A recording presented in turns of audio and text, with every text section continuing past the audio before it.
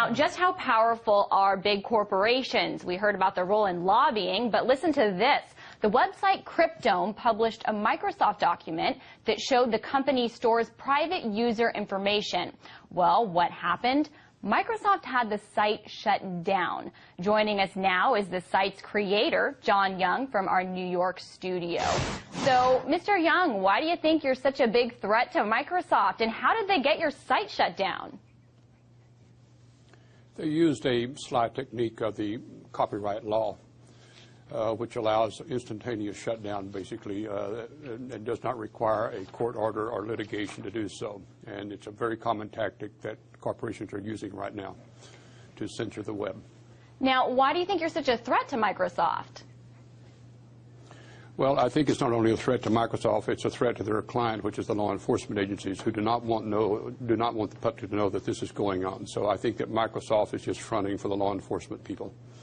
Interesting. So you think that perhaps the government is behind this and Microsoft was just the front guy? That's correct. Now, you have, for more than 10 years, been putting government documents on your website. You put this Microsoft document up there. Have the federal agents been after you before? What kind of run-ins have you had? We hear from police officials, FBI, and others regularly. Turns out because we're not doing anything illegal, they haven't found a way to shut us down. That's why they're using a subterfuge like copyright. And this is part of a worldwide phenomenon to clamp down on the Internet, using copyright and a variety of other civil means rather than openly doing it by law enforcement. It's happening in the U.S. and other countries, the very same means, because if the government admitted it was behind it, it would cause an outcry. So they're using these subterfuges to do it. How? How are they getting Microsoft to do that sort of thing?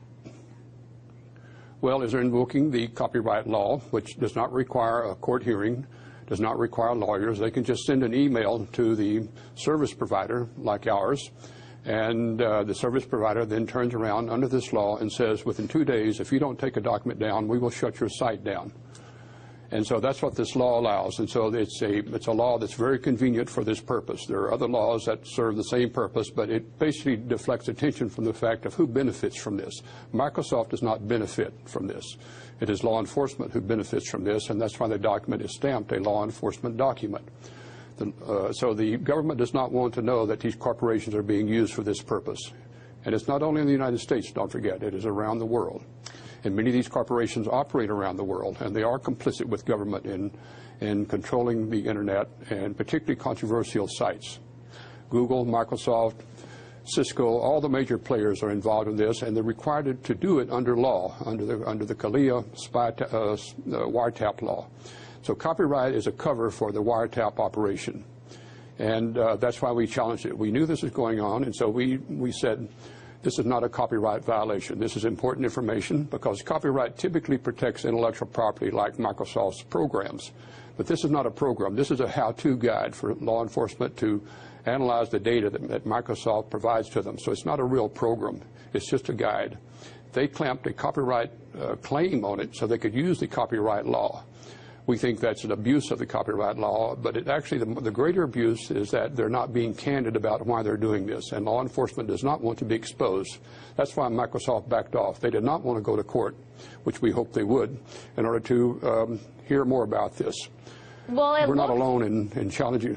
Okay, sorry, excuse me, I didn't mean to interrupt you, but it looks like you succeeded because your site is back up now. But I'm just curious, I mean, how much goes